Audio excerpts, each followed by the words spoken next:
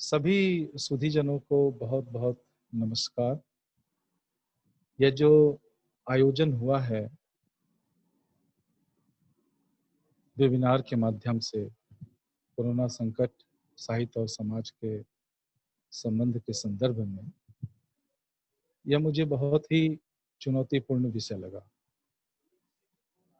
मैं देख रहा हूं कि इस कोरोना काल में बहुत सारे वेबिनार आयोजित किए जा रहे हैं और इसके जो विषय हैं वो विषय वही पुराने साहित्यिक हैं या साहित्य से जुड़े हुए हैं।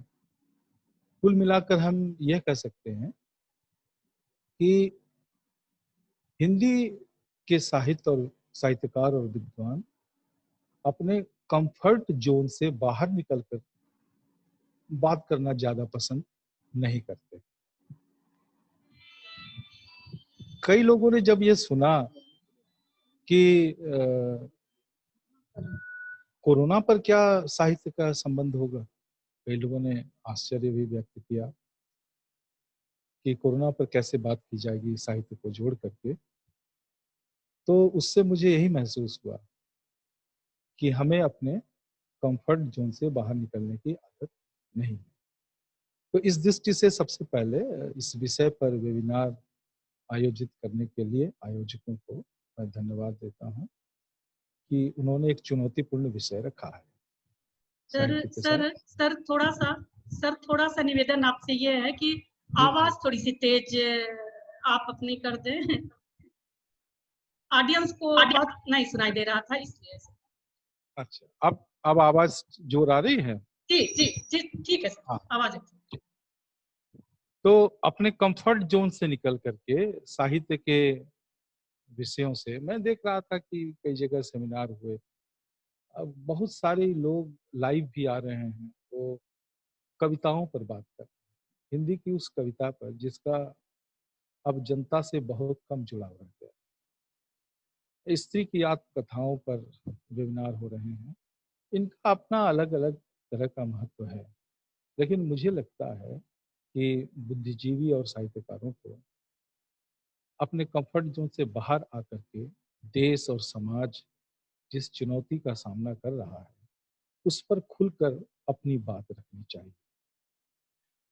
मैंने विजय बहादुर जी को बहुत बहुत नमस्कार।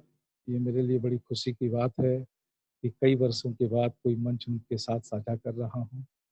मैं उनके स्नेह और आशीर्वाद की आशा करते हूँ।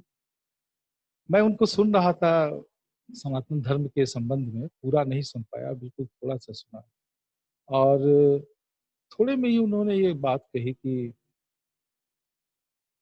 बुद्ध ऐतिहासिक हैं, प्रामाणिक हैं, लेकिन राम और कृष्ण की प्रामाणिकता खोजनी पड़ेगी। वो किस संदर्भ में और बातें कह रहे थे, ये मैं ज़्यादा सुन नहीं पाया, लेकिन इतना भी जो मैंने सुना, इसमें एक अलग तरह की दृष्टि।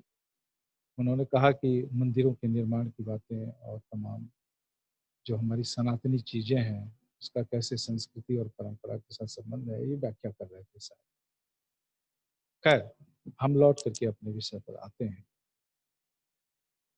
कोरोना का ये जो संकट काल है, कोरोना के इस संकट काल को हम ऐतिहासिक कहना चाहेंगे। ऐतिहासिक इस अर्थ में कहना चाहेंगे कि इसने अब तक हमने जो किया है, इतिहास से हमने जो अब तक सीखा है, उसकी जो परीक्षा अभी तक नहीं हो पाई थी कि हमने कितना सीखा, कितना हम लोकतांत्रिक हुए, कितना हम सामाजिक हुए। हमने विकास तो बहुत किया, लेकिन हम मनुष्य कितना बने, इसका एक लिटमस टेस्ट किया है। लिटमस टेस्ट एक निर्णायक टेस्ट है, जिसमें पता चल जाता है कि द्रव्य अम्ल है कि क्षार है। इसी तरह इस कोरोना काल को हम लिटमस टेस्ट की तरह देखेंगे कि आप एक बाहर से बने चुने आधुनिक मनुष्य हैं या सचमुच आपकी व्यक्तित्व और आपकी आत्मा का आधुनिकीकरण और लोकतंत्रीकरण हुआ है? आप सचमुच में लोकतांत्रिक बने हैं? आप सचमुच में आधुनिक मनुष्य बन पाए हैं इस 21वीं सदी में भी? ये लिटमस टेस्ट बिल्कुल कोरोना संकट हमारे सामने रखता है। और पिछले 60-70 दिनों से जो कुछ भी हमारे देश में घटित हो रहा है, उसके संदर्भ में मैं यह बिल्कुल निसंकोच कहना चाहूंगा कि इसने हमारी लोकतंत्र की दीवारों के अंदर जो भयंकर दरारें पड़ी हुई थी और विकास के चकाचौंध के लेप से जिसको हमने ढक रखा था, आपने देखा कि एक बड़े देश का राष्ट्रपति जब आता है तो गरीबों के झोपड़े ढक दिए जाते हैं दीवार बनाकर। ये प्रवृत्ति कोई नई नहीं है। हम विकास विकास करते रहे, लोकतंत्र लोकतंत्र कहते रहे, देश को विश्व गुरु बनने का दर्जा देते रहे, महान शक्तिशाली और क्या क्या कहते रहे, लेकिन उसके भीतर जो लूप होल्स, दरारें थी, भयानक कमजोरियां थी, जिसको हमने इन महिमा मंडित करने वाले शब्दों से और जुमलों से छिपा रखा था, कोरोना ने उस छिपे हुए चेहरे पर से पर्दा खींच दिया और कड़वा कड़वा कटु सत्य हमारे सामने आ गया कि हम पहुंचे कहाँ हैं। मुक्तिबोध याद आते हैं, उन्होंने कहा कि हम सभी भाग रहे हैं पर कहीं पहुंच नहीं रहे। भाई हमें पहुंचना कहाँ है? हमारे राष्ट्र को पहुंचना कहाँ है? जिस संविधान ने, भारत के संविधान को मैं आधुनिकीकरण और आधुनिकता का सबसे जीवंत और मजबूत दस्तावेज मानता हूं। यह सिर्फ एक कानून की किताब नहीं है, यह भारत की आधुनिकता की परिकल्पना की नींव है, आधार है। आप आधुनिक कैसे बनेंगे, आपकी आधुनिकता की स्पिरिट कैसी होगी और उस आधुनिकता का जो मंच होगा वो मनुष्यता का मंच किस प्रकार से बनेगा, जिसमें जस्टिस, इक्वालिटी, लिबर्टी, इस तरह की मानविक बातें कही गई हैं। तो ये संविधान उसकी एक पूरी परिकल्पना रखता है। हम पूरे संविधान के द्वारा देश हमारा कहाँ पहुंचेगा, देश हमारा कैसा बनेगा, इसकी परिकल्पना। लेकिन आज सोशल मीडिया से लेकर के, जिसको हम मीडिया कहते हैं, कुछ लोग उसको गोदी मीडिया भी कहते हैं, वहां यह बात कही जाती है कि हमारे पास इतने हवाई जहाज हो गए, हमारे पास इतने सिपाही हैं, हमारे पास इतने टैंक हैं, हमारे पास इतने हथियार हैं, हम इतने शक्तिशाली हैं। एक शक्तिशाली देश की सबसे बड़ी कमजोरी को इस कोरोना काल ने, उसकी भूल को, उसके विकास के गलत रास्ते को बिल्कुल साफ साफ कर दिया है। हम यह नहीं कहते कि किसी देश को शक्तिशाली नहीं होना चाहिए, लेकिन शक्तिशाली होने को आप देखते किस तरह से? ये जो कोरोना का संकट आया, इस कोरोना के संकट में हमें कई बातें बिल्कुल साफ साफ दिखने लगी, अगर आप थोड़ी सी भी संवेदनशील दृष्टि के साथ इसको देखते हैं। वो है 70 साल की आजादी के बाद भी इस देश के भारत और इंडिया का अंतर। ये साफ दिख रहा था कि भारत कहाँ है, ये साफ दिख रहा था कि इंडिया कहाँ। हम दावा करते थे कि हमारा लोकतंत्र और उस लोकतंत्र पर आधारित हमारे जो ये सत्ताधारी लोग होंगे, वह अंतिम से अंतिम पंक्तियों पर खड़े कमजोर से कमजोर मनुष्य को मजबूत बनाए, उसको गरीबी और कमजोरी के दलदल से बाहर निकाले। लेकिन हमने विकास का अर्थ यही समझ लिया, जिसको कहते हैं पेट जिलाने वाली बात। बस उनको खाना मिल जाए, वो मरे ना, भूख से तड़पे ना, उनको खाना, मिनिमम लाइवलीहुड मिल जाए, यही हमारी बड़ी सफलता। इससे मनुष्य जिंदा तो आम भारत का रहा, लेकिन वह मजबूत नहीं हो पाया। जब हवाएं तेज चली, आंधी आई संकट की, तो उसमें वो ताश की पत्तों की तरह बिखर गया। हमने देखा सड़कों पर चलते हुए दृश्य को, भूखे नंगे पांव फट गए हैं, खून बह रहे हैं, छाले पड़े हुए हैं, भूखे हैं, प्यासे हैं। तड़पता हुआ भारत एक शक्तिशाली इंडिया में चला जा रहा है, और वो बहुत छोटी संख्या नहीं है, बहुत बड़ी संख्या है। कई विशेषज्ञ कह रहे थे कि 52 करोड़ लोग हैं, सड़कों पर 8 करोड़ से ज्यादा लोग मारे मारे फिर रहे हैं। और ऐसे में ये इंडिया तमाशबीन बन करके उस चिथड़े चिथड़े भारत को एक दृश्य के रूप में देख रहा था, हाथ पर हाथ धरे। अब साहित्य और साहित्यकार, मैं केवल इसको साहित्य और साहित्यकार से जोड़ना नहीं चाहूंगा, मैं चाहूंगा कि साहित्यकार, कलाकार, हर तरह के बुद्धिजीवी, विद्वान, चिंतक, पत्रकार, ये सभी साहित्यकार के घेरे में आ जाएंगे। इसको इसी रूप में लेना चाहिए। अब यहां ये सवाल था कि जब ऐसी स्थिति है, तो एक साहित्यकार, बुद्धिजीवी, पत्रकार, चिंतक, उसकी भूमिका क्या होनी चाहिए? वह इंडिया के साथ खड़ा रहेगा, या वह भारत के दर्द के साथ अपना दर्द बांटेगा, उसके दर्द को कम करने के लिए कुछ ठोस करेगा? मैंने देखा, कई लोगों को देखा कि प्रोफेसर साहब को देखा कि पहले वो कोर्स की बातें करने लगे फेसबुक पर, उसके बाद अपनी कविता का पाठ करने लगे, कई किस्तों में आए उनका कविता का पाठ। और फिर मैंने अचानक देखा कि वो कविताओं का गायन भी करने लगे।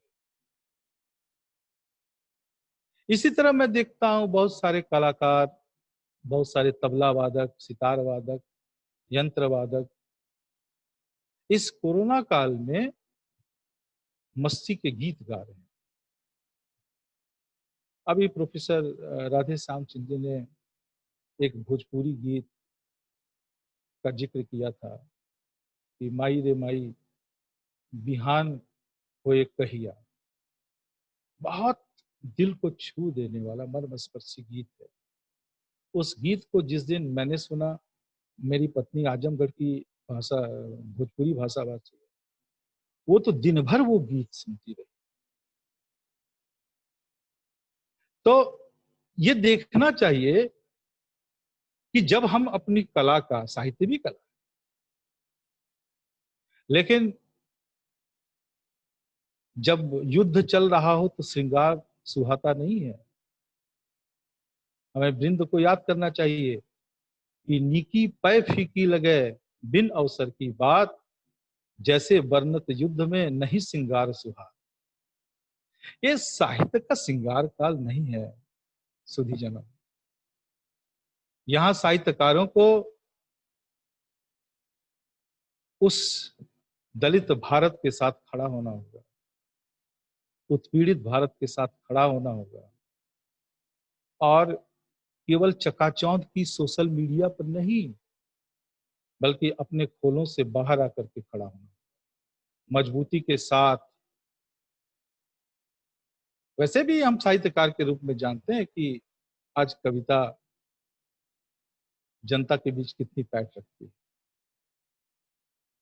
और ऐसे में आप बिन अवसर की बात करेंगे तो बात नहीं बन सकती।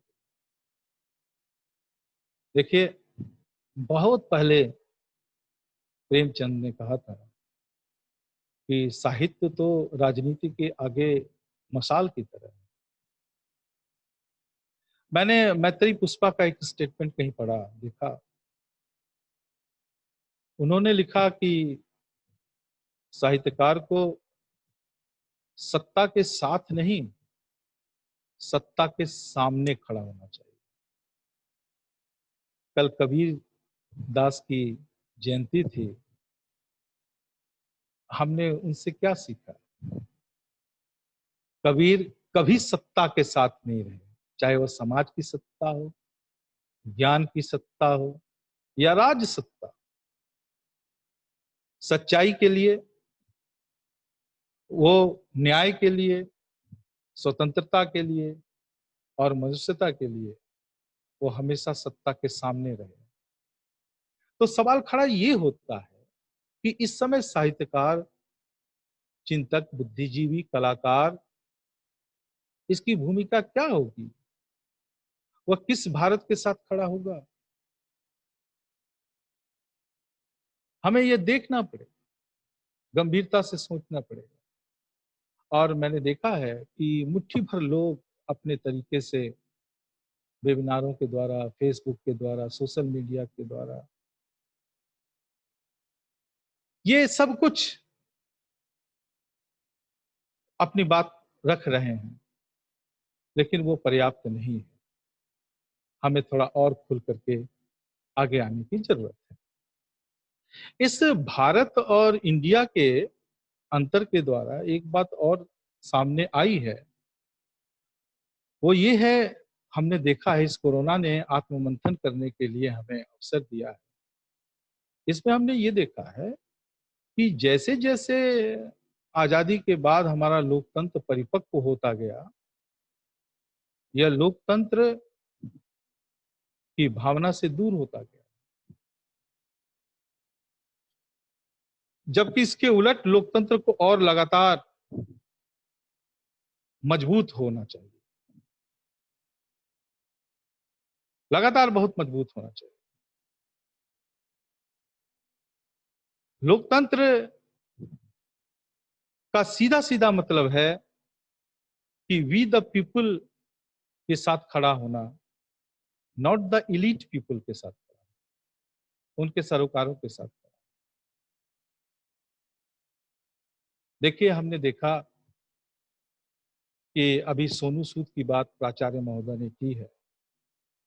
ये इस तरह के उदाहरण जब कोरोना का संकट शुरू में ही आया था, तभी हमने देखा कि एक एनआरआई ने, अमेरिका वासी थे कोई, मैं नाम अभी याद नहीं करता, उन्होंने तभी ये सवाल खड़ा किया था कि भाई ये जो क्रिकेटर हैं, माने शक्तिशाली वर्ग जो है भारत का, क्रिकेटर हैं, एक्टर हैं, लीडर हैं, पैसे वाले धनाढ्य लोग हैं,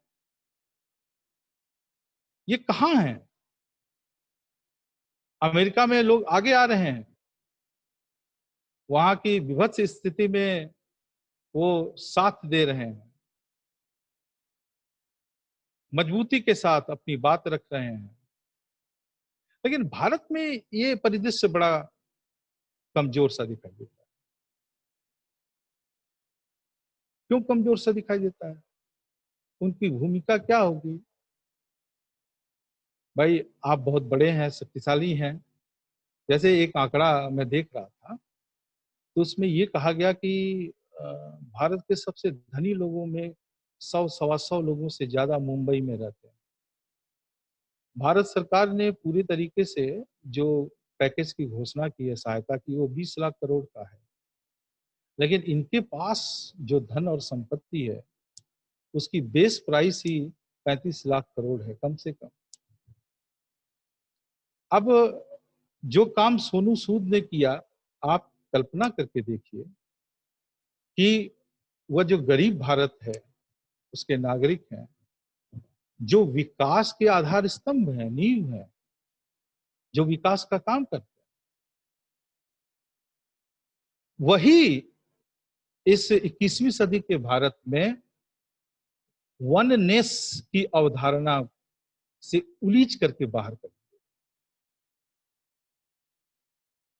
ये इतना अमीर तबका उसको खिला नहीं पाया महीने 2 महीने।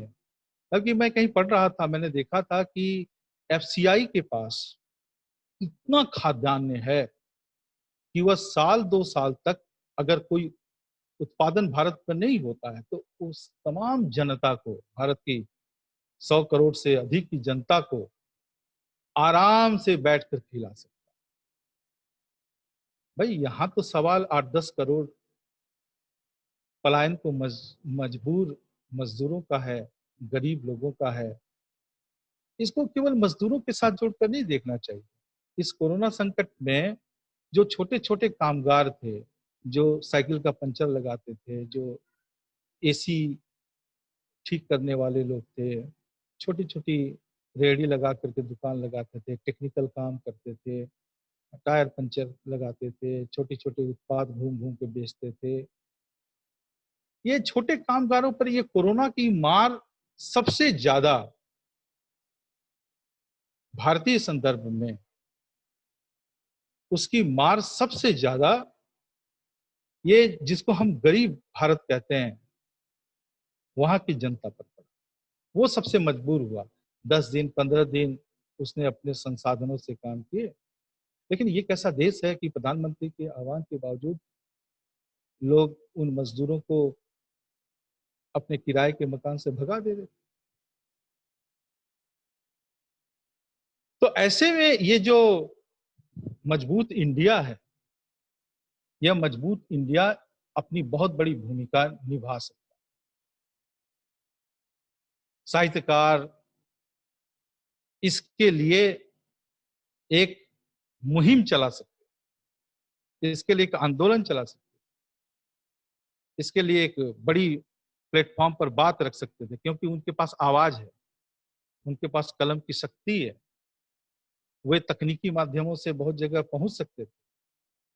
मैंने नहीं देखा कि हम साहित्यकार एक ऐसा दबाव बना पाए जिसके आगे राज सत्ता को विवश होना पड़ा हो, एक इफेक्टिव वे में, एक प्रभावशाली स्तर पर,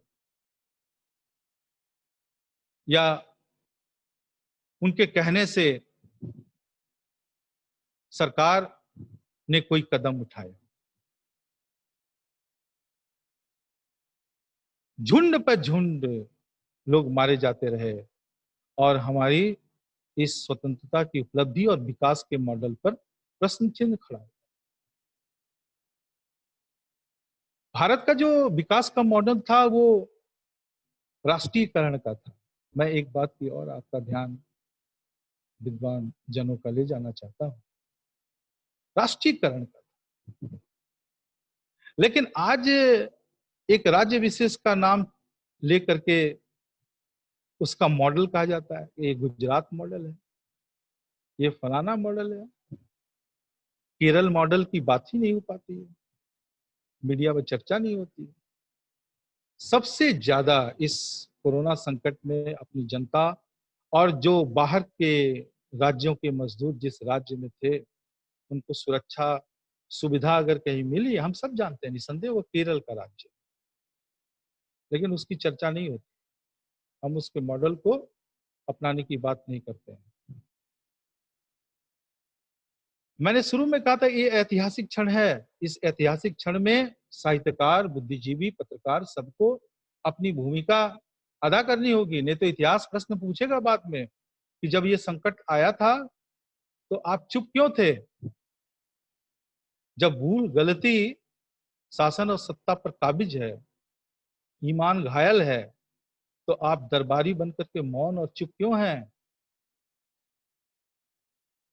ये बात उठाई जा सकती है, ये बात कही जानी चाहिए, ताकि जनता के लिए, गरीब जनता के लिए, जरूरतमंद जनता के लिए एक सहारा सरकार की तरफ से आए। अब ठीक उसी तरह से कि हम जो है, तुम मुझे खून दो, मैं तुम्हें आज़ादी दूँगा। ठीक इसी के तर्ज पर अगर कहें तो आज कि भाई तुमको आत्मनिर्भर बनाना है, तुम मुझसे माँगो, मैं तुमको लोन दूँगा। ये पैकेज और लोन चल रहा है। ये विकास का सही मॉडल नहीं है। देखिए, आप देखिए कि कोरोना से लड़ने के लिए कौन-सी संस्थाएँ काम आ रही हैं। विदेशों से जो हमारे भारतीय भाई-बहन फँसे हुए हैं, उसको लाने के लिए कौन-सा जा रहा है? जेट जा रहा है कि कौन-सी प्राइवेट विमान जा रहे हैं? वही बिकने की कगार पर खड़ा एयर इंडिया, वही बिकने की कगार पर खड़ा हुआ एयर इंडिया के पायलट कोरोना संक्रमित भी हो रहे हैं, तो सामना कर रहे हैं। तो ये लड़ रहे हैं। आप देखिए क्वारंटाइन सेंटर कहाँ बन रहे हैं भाई? दिल्ली के उदाहरण लीजिए, पूरे देश के उदाहरण लीजिए। सरकारी स्कूल, वहाँ राशन बाँटने का मेरे कई छात्र दिल्ली के स्कूलों में पढ़ाते हैं, उनसे बराबर खबर मिलती है। सूखा राशन, किसको कहाँ बस से भेजना है, उसकी ड्यूटी, सरकारी स्कूल के शिक्षक, ये तमाम है। यहाँ प्रश्न होता है कि क्या दिल्ली राज्य के स्कूलों के शिक्षक ये राष्ट्र का काम कर रहे हैं? क्या वहाँ संस्कृति स्कूल और मॉडर्न स्कूल जैसे जो 7 स्टार लेवल के स्कूल हैं, वहाँ के भी शिक्षक कर रहे हैं? ये देश उनका नहीं है? उनकी कोई ज़िम्मेदारी नहीं है? और देखिए, सरकारी अस्पताल के डॉक्टर अब एक बार हाथ छूने का 2000 1500 फीस लेने वाले डॉक्टर परिदृश्य से गायब हैं। लड़ कौन रहे हैं? सरकारी संस्थाओं के डॉक्टर, नर्सेस, मेडिकल स्टाफ। अब जहां भी देख लीजिए, ये जो कोरोना से लड़ने की जो भी पैमाने बनाए गए हैं, रोड मैप बनाया गया है, उस रोड मैप में सरकारी संस्थाएं और उनके कर्मचारी साहस के साथ लड़ रहे हैं, सरकार का साथ दे रहे हैं, जनता का साथ दे रहे हैं। ये प्राइवेट दुनिया के लोग कहाँ हैं? ये बड़े-बड़े बिजनेस टाइकून कहाँ हैं? वो कुछ पैसा फंड केयर में दे देते हैं, केयर फंड में, उससे उनकी जिम्मेदारी खत्म हो जाती है। ये देखना पड़ेगा। और इसके साथ देखिए जितने भी सरकारी कर्मचारी हैं, शिक्षक हैं, सचिवालयों में काम करते हैं, गवर्नमेंट संस्थाओं में काम करते हैं, ये जितने भी हैं, उनकी प्रत्येक माह की तनख्वाह से एक राशि कट रहा है। लेकिन हम ये सुनिश्चित नहीं कर सकते हैं कि जो अ, बिज़नेस टाइकून्स हैं या बड़े बिज़नेस घराने के लोग हैं, वो कितना नियमित धनराशि का या इस तरह की आर्थिक मदद जनता के लिए कर रहे हैं। तो मैं ये कहना चाहता हूँ कि कोरोना संकट ने उस बड़ी बहस पर विराम लगाया। आँख खोल के देखना होगा कि जिस शक्तिशाली भारत और चकाचौंध करने वाली 21वीं भारत की आप परिकल्पना कर रहे हैं प्राइवेटीकरण के द्वारा, वो प्राइवेटीकरण से कुछ नहीं होने वाला। देखिए, श्रमिक स्पेशल चल रहे हैं रेलवे से। ये तेजस मजदूरों को लेकर के नहीं जा रहा है। ये जो प्राइवेट रेलवे हैं, ये चले ये लेकर नहीं जा रहा है। इस विकास के मॉडल को भी हमको समझना पड़ेगा। और ये मौका हमें इस कोरोना संकट में दिया है। देखिए कुछ उदाहरणों से बात कर लेते हैं। सबसे सीधी-सी बात है कि आप देखिए, अभी पर्यावरण की बात की थी आचार्य राधेश्याम जी ने। देखिए, इस विकास पर एक दोहा कहीं मैंने पढ़ा था, शायद प्रभाकर सूत्री ने नया ज्ञानोदय में जब पानी पर विशेषांक निकाला था, वहाँ ये दोहा था कि किस विकास के खुल गए यारों आज किवाड़, किस विकास के खुल गए यारों आज किवाड़, डरे डरे हतप्रभ खड़े जंगल नदी पहाड़। ये कई साल पहले लिखा गया, लेकिन आज बिल्कुल साफ। उसी में एक था कि गंगा में जब से पड़े नेताओं के पांव, गंगा मैली हो गई हुए भी सैलेगा। देखिए, नमामि गंगे से लेकर के तमाम तरह के जो सरकारी प्रक्रम हैं, हम देखते हैं कि मनुष्य अगर थोड़ा सा अनुशासन में रहता है, इस लॉकडाउन ने मनुष्य को जिस तरह से प्रकृति में हस्तक्षेप करने से रोका, इस मानवीय हस्तक्षेप के ना होने से अब देखिए सब कह रहे हैं कि गंगा आचमन के लायक हो गई। लखनऊ में हम रहते हैं, कहते हैं गोमती साफ हो गई है, जबकि वहां पर यह घोषणा की गई थी, यहाँ एक सर्वे आया था यहाँ के केजीएमसी के द्वारा कि गोमती में नहाना तो दूर, वो जो रिवर फ्रंट बना है उसके किनारे टहलना भी स्वास्थ्य के लिए हानिकारक हो गया। तो सोच के देखिए कि मनुष्य एकमात्र ऐसा प्राणी है मित्रों जो इस प्रकृति और पर्यावरण में प्रदूषण फैला। वह केवल प्राकृतिक प्रदूषण ही नहीं फैलाता, वह सामाजिक प्रदूषण भी फैलाता है, राजनीतिक प्रदूषण भी फैलाता है, और उसका शिकार हमेशा आम आदमी बनता है। तो इस कोरोना ने हमें यह शिक्षा दी है कि विकास के मॉडल पर हमको देखना पड़ेगा, सोचना पड़ेगा, और साहित्यकारों बुद्धिजीवियों को इन चीजों को सामने लाना पड़ेगा, साहस के साथ सामने आना पड़ेगा। देखिए, एक छोटा सा उदाहरण मैं देना चाहता हूँ, पत्रकार तवलीन सिंह का। आजकल क्या लिख रही हैं जरा देखिए, और पहले क्या लिख रही थी 4 5 6 साल पहले, जरा देखिए कि कैसे पत्रकार को, साहित्यकार को अपनी भूमिका अदा करनी चाहिए।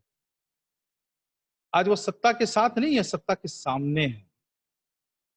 भाई अपने स्वार्थ के लिए सामने है, उनको घर चाहिए, बंगला चाहिए, सुविधा चाहिए, नहीं, इस तड़पते हुए गरीब भारत के लिए वो सत्ता के सामने।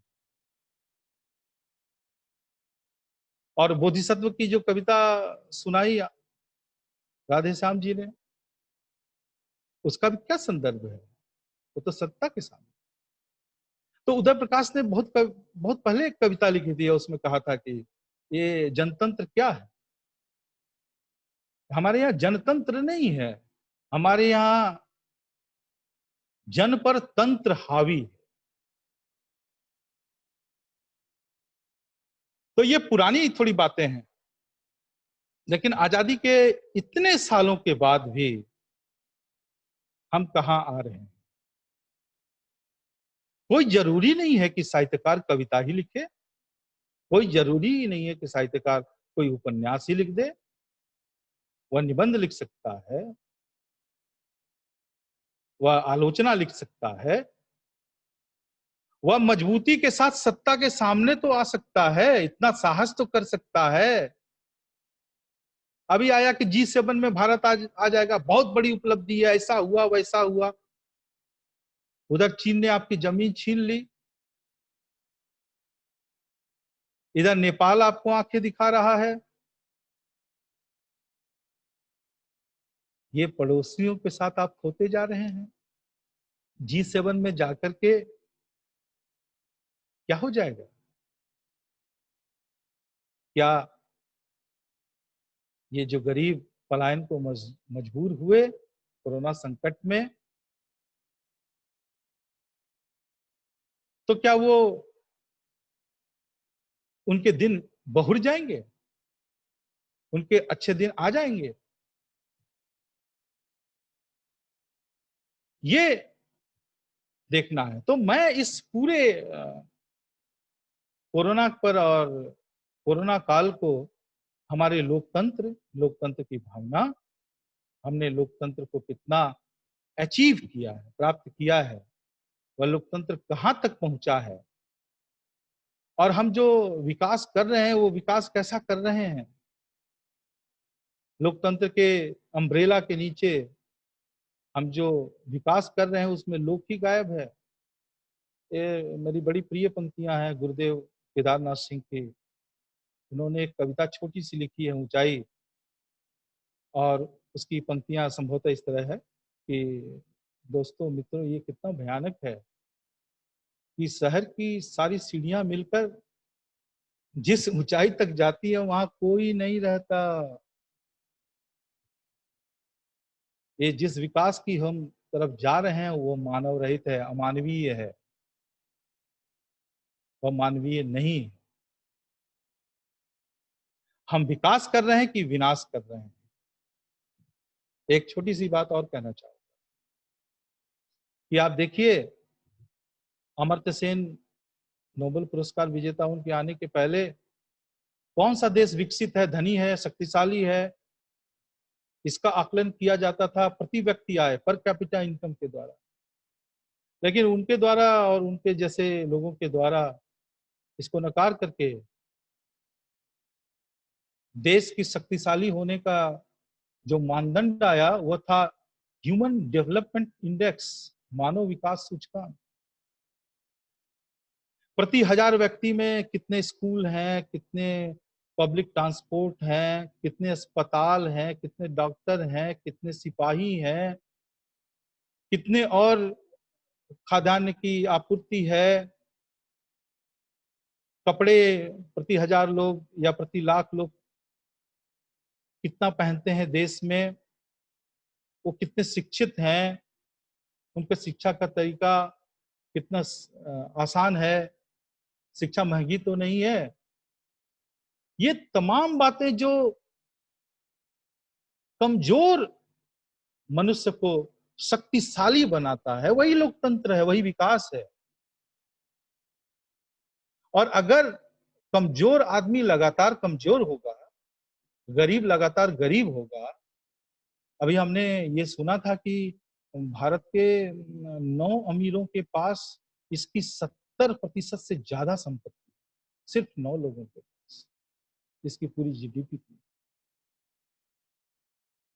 और बाकी 130 करोड़ में लोगों को हटा दीजिए, उनके लिए 30% है।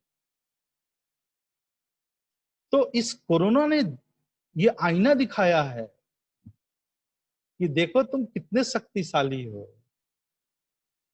देखिए, अभी अम्पन तूफान आया, अभी निसर्ग तूफान आया, वहां पर बहुत पहले से तैयारी थी, एनडीआरएफ की टीम थी, उसने योजनाबद्ध तरीके से लोगों को निकाला, कम से कम जान और माल का नुकसान हुआ। हम 70 साल में किसी आपदा में अपने देश के गरीबों को सहारा और खाना देने के लिए ऐसी कोई सुदृढ़ योजना नहीं बना पाए, तो यह लोकतंत्र और विकास दोनों की असफलता की सूचना। ये आरोप प्रत्यारोप नहीं है, मैं इसको कहूंगा ये आत्ममंथन है। क्योंकि आज अगर वह आंच गरीबों तक है तो कल वह आंच हम जैसे थोड़ा खाते पीते अच्छे मध्य वर्ग के लोगों तक भी पहुंच सकता है। भाई, हवा तो वही है, सूरज तो वही है, चांद वही है, सड़क वही है, जमीन वही है, चावल गेहूं चना भी वही है। वही अमीर खाते हैं, वही गरीब खाते हैं। वही हवा में सांस आप भी लेते हैं जिसमें गरीब भी लेते हैं। अगर आपने सुधार नहीं किया, आपने अगर व्यवस्था नहीं की, मैं ये नहीं कह रहा हूं कि ये कोई 2 4 10 साल सत्ता में आए हुए लोगों के, लेकिन सवाल यह कि आपकी प्रायोरिटी क्या है, आप कौन सी प्रायोरिटी करते हैं। एक लड़की की प्रतिभा तब आप पहचानते हैं जब वो मजबूर होकर के अपने पिता को लेकर के 1200-1400 किलोमीटर साइकिल चलाती, तब साइकिल फेडरेशन ऑफ इंडिया उसको कहती कि अरे अरे तुम मेरे टीम में आ जाओ। उसमें वो प्रतिभा एकाएक आसमान से तो नहीं टपक पड़ा, वो प्रतिभा थी, लेकिन जब तक उसकी लाचारी का प्रदर्शन नहीं हुआ, आपने उसकी प्रतिभा को पहचाना नहीं। ऐसे ऐसे न जाने कितने नगीने, कितने प्रतिभाशाली लोग पड़े हुए हैं देश में, जो पहचान के मोहताज। आपके पास कोई सिस्टम नहीं है। सुरेश चंद्र शुक्ल जी नॉर्वे में रहते हैं, वो बहुधा हमारे लखनऊ विश्वविद्यालय के हिंदी विभाग का, और वो अभी बता रहे थे अपने व्याख्यान में कि हमें सीखना होगा। वहां डॉक्टर हो चाहे इंजीनियर हो, वो अपना लकड़ी का सामान बना लेता है, अपनी जरूरत पे काम कर लेता है। भारत में बड़ा वही है जो जितना कम शारीरिक परिश्रम करता है, जो काम करता है, उसकी यहाँ इज्जत नहीं है। श्रमिक का श्रम हमें प्यारा है, श्रमिक प्यारा नहीं है। जो श्रम नहीं करता है, ओहदे पर बैठा हुआ है, उसको हम प्रेम करते हैं। तो ये मॉडल तो बदलना होगा कहीं ना कहीं से। ये जो इंडिया और भारत का अंतर आया था, ये कोरोना बहुत कुछ सिखा करके जा रहा है। हमें यह मौका दे रहा है कि हम आत्ममंथन करें, हम देखें कि कैसे हम अपनी संविधान प्रदत्त परिकल्पनाओं का भारत बना सकें। बाबा साहब ने कहा था कि भाई मैं एक कानूनी बराबरी दे रहा हूं, लेकिन आर्थिक, सामाजिक, राजनीतिक खाई बहुत बड़ी है। वो कब पटेगा, कैसे पाटे जाएगा, ये प्रश्न है। तो हमारी राज सत्ताओं का, हमारी लोकतांत्रिक सरकारों का ये धर्म था कि वह भारत के हर वर्ग और हर जाति के बीच ये जो आर्थिक, सामाजिक, राजनीतिक असमानता की खाई है, इस खाई को वो ज्यादा से ज्यादा पाटे। वो जितना अधिक पाट पाएगा, वह उतना लोकतांत्रिक, सफल लोकतांत्रिक व्यवस्था को दे पाएगा, वह उतना ही विकास करेगा। सिर्फ स्मार्ट सिटी बनने से या इस तरह की परिकल्पनाओं से यह देश शक्तिशाली नहीं बन सकता। तो इस कोरोना संकट का सबसे बड़ा योगदान मैंने जो समझा, वो ये था कि हमें अपने पूरे इस लोक 70 वर्षों से ज्यादा की लोकतांत्रिक यात्रा को, इस विकास के मॉडल को गहराई से जड़ों में जाकर के समझना पड़ेगा। हमें सिर्फ इको फ्रेंडली नहीं होना है, हमें पुअर फ्रेंडली भी बनना है। अब आप देखिए, मैंने ज्योति कुमारी की बात की थी, आप देखिए कि ऐसे परिदृश्य भी है, बहुत ही कहने लायक नहीं है, बहुत दुखद होता है। उन्होंने मृत माता का उदाहरण दिया था। ऐसे दृश्य भी आए कि प्रसव के बाद भी एक स्त्री 130 किलोमीटर चलने को बाध्य होती। अरे भैया, ये जब मान लीजिए कि मैं अगर मंत्री हूं और मैं देख रहा हूं मीडिया में कि फलाने जगह में एक स्त्री ऐसी स्थिति में है, तो मैं अपने अधिकार का प्रयोग करके कम से कम इतना तो कर सकता हूं कि उसको सुविधा दे दूं, उसको अपने तक पहुंचा सके। सबको नहीं दे पाएंगे, नहीं दे पाएंगे, लेकिन ऐसी विषम परिस्थितियों में पड़े हुए लोगों की तो मदद कर पाएंगे। ये फौरी तौर की बातें नहीं है विद्वान साथियों, ये है कि हमें सोचना पड़ेगा। और अंतिम बात मैं कहूंगा, बातें बहुत और भी लोगों को कहनी है, मैं एक अंतिम बात कहूंगा कि आप ये सब कुछ एक्सपेक्ट करते हैं कि सरकार कर दे, आप ये सब कुछ एक्सपेक्ट करते हैं कि मेरा बेटा राम हो, मेरी बेटी सीता हो, श्रवण कुमार हो, वो बहुत अच्छा अच्छा गुड्डी गुड्डी हो, और स्कूल कॉलेज से पढ़ करके वो मर्यादा पुरुषोत्तम बन करके निकले। अरे मैं तो चाहता हूं, लेकिन मर्यादा पुरुषोत्तम बनाने के लिए कम से कम हिंदी साहित्य की ही जो शिक्षा का सिलेबस, पाठ्यक्रम आपने बना रखा है, क्या वो औचित्यपूर्ण है?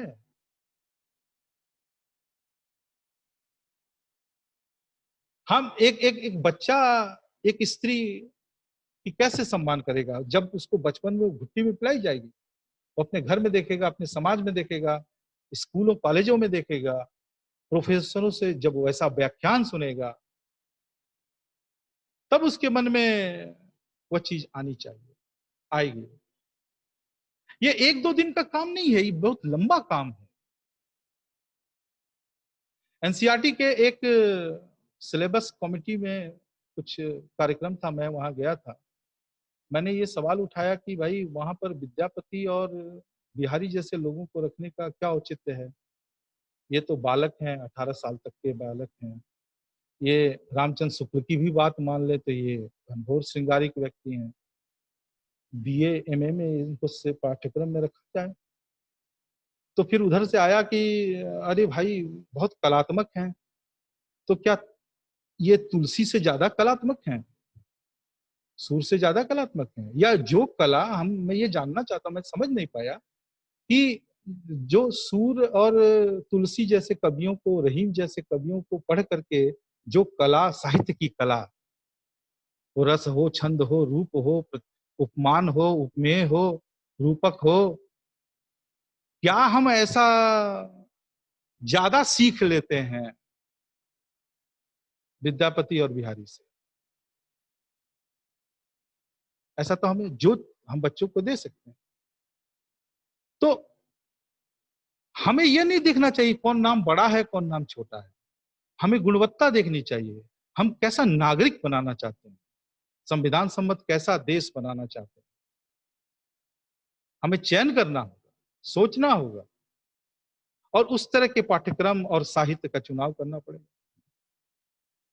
मैं ये बात बार बार कहता हूं, सेवा सदन पढ़े, निर्मला पढ़े, एमए हिंदी किया, पीएचडी की, हिंदी के शिक्षक हो गए, शादी में 4 व्हीलर दहेज ले रहे हैं। हमारे पास बालक हमारे आते हैं पीएचडी स्कॉलर्स जो शिक्षक हो गए, सर मेरी शादी है, काट दीजिए। मैं कहता हूं कि बेटा मैं तभी आऊंगा जब तुम दहेज नहीं लो। फिर उनसे संपर्क नहीं होता, वो गायब हो जाते हैं। ये साहित्यकार की भूमिका है। और राम को पढ़ने के लिए निराला के नाम को देखना होगा।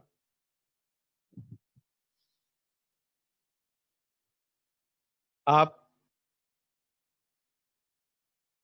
नई मर्यादाएं, मर्यादा पुरुषोत्तम ने जो त्रेता में किया था, अब वो काम नहीं किया, आती है उतनी। अब तो मर्यादाएं हमारी संविधान ने बनाई, और उस संविधान ने जो मर्यादा की दीवारें खींची हैं, उस संविधान सम्मत मर्यादा पुरुषोत्तम बनाने की जरूरत है। और हिंदी के साहित्यकार और हिंदी के जो प्रोफेसर हैं, टीचर्स हैं, इनका बहुत बड़ा काम है कि वो उसके अनुसार हिंदी का पाठ्यक्रम तय।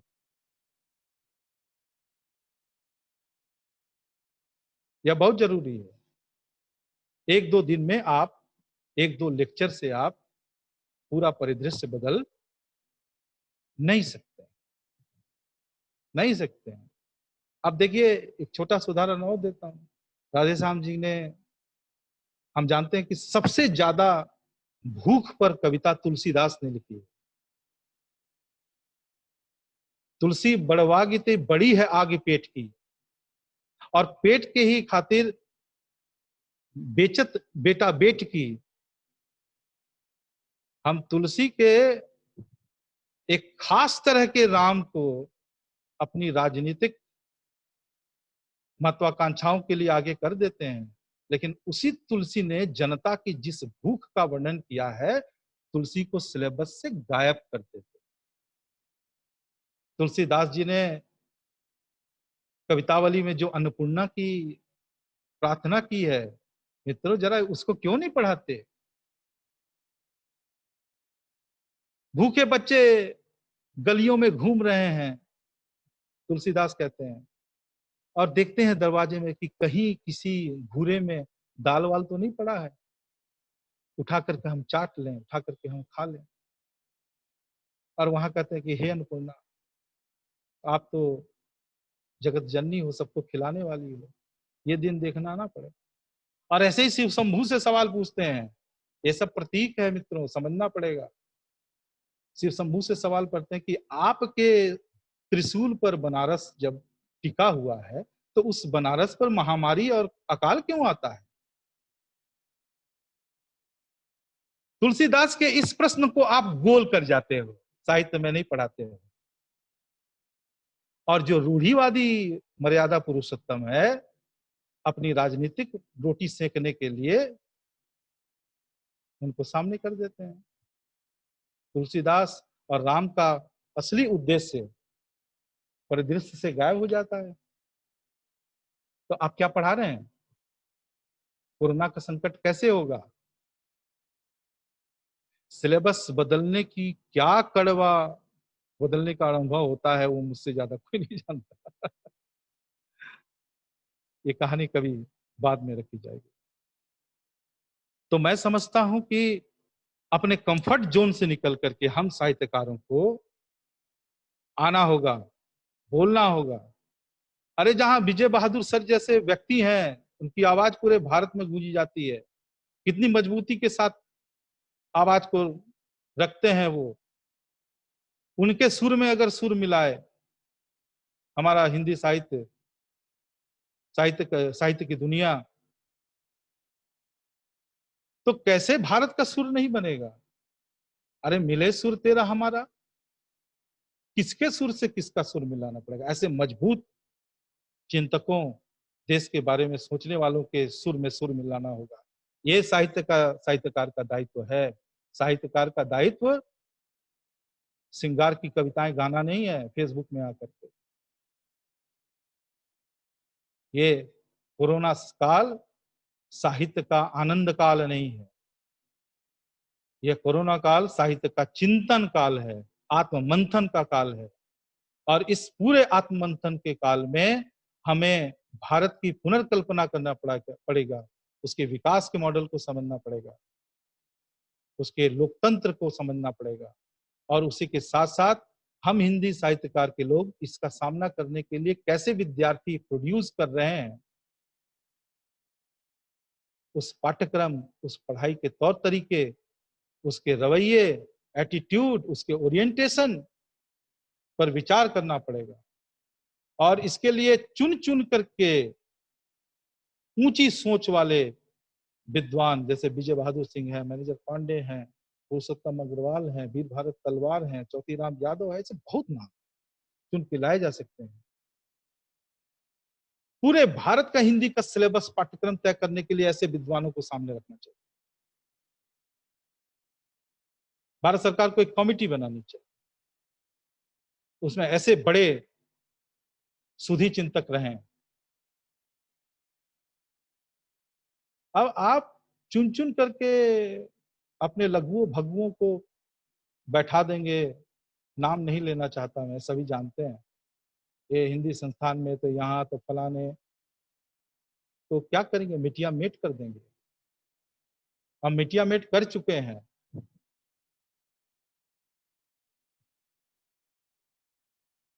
विजय बहादुर सर अपनी ईमानदारी के रास्ते पर चलकर कहीं के वाइस चांसलर नहीं बन सकते, क्योंकि उसके लिए तो चढ़ावा चढ़ाना होगा, या अपने विचारधारा से जीवन भर की पूंजी के साथ समझौता करना पड़ेगा। और समझौता करेंगे नहीं, मुझे मालूम है। ऐसे लोग हाशिए पर ही रहेंगे। जो सच बोलते हैं, जो साहसी हैं, ऐसे हमारे बुजुर्ग, ऐसे हमारे चिंतनशील, अत्यंत प्रखर, बहुत सोचने वाले जो विद्वान हैं, हम साहित्यकारों का ये उद्देश्य है कि कम से कम हम कुछ ना लिखे पढ़े तो उनका समर्थन करें, उनकी आवाज में आवाज मिला। और वो देश समाज के बारे में जो सोच रहे हैं इस कोरोना काल में, जब हम लगभग घर में लॉकडाउन है, तो ऐसे में जरूरी है, रामचंद्र शुक्ल ने कहा है कि श्रद्धे के प्रति श्रद्धा ज्ञापित करना बहुत जरूरी है। इसलिए क्योंकि जिसके प्रति श्रद्धा की जाती है वो अच्छा काम कर रहा है, तो उससे उत्साह मिलता है।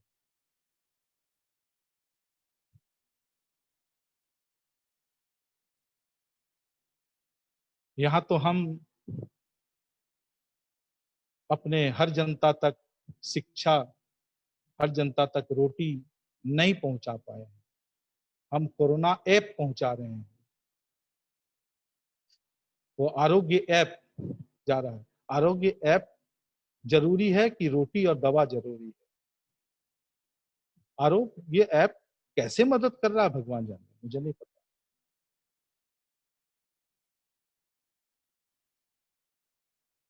मैंने कुछ ज्यादा समय ले लिया लगता है मुझे। अंत में मैं यही कहना चाहूंगा कि ये एक ऐतिहासिक चिंतन का दौर है। कोरोना संकट हमें आत्ममंथन के लिए मजबूर करता है। कोरोना संकट हमारे लोकतांत्रिक विकास, हमारे लोकतंत्र के विकास, हमारे देश के विकास को फिर से पुनर्परिभाषित और फिर से उस पर विचार करने का मौका देता है। हमें राष्ट्रीयकरण की ओर जाना चाहिए। ये प्राइवेटीकरण से हमारे देश का भला नहीं होगा।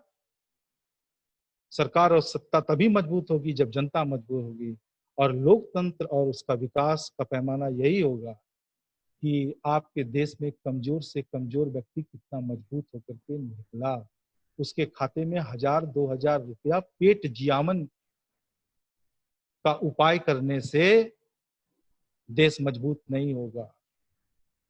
देश मजबूत करने के लिए हमें फिर से सोचना पड़ेगा, और सामाजिक मूल्यों की मजबूती, ऐसा ऐसा प्रगतिशील देश बने, इसके लिए हमें, हम साहित्यकारों की, पत्रकारों की ये भूमिका होगी कि हम ऐसा पाठ्यक्रम बनाएं, ऐसी सोच की शिक्षा दें, जिससे हमारे संविधान ने जिस आधुनिक मानव और लोकतांत्रिक मानव की परिकल्पना की थी, हम उसको उपलब्ध करने में, प्राप्त करने में सफल हों।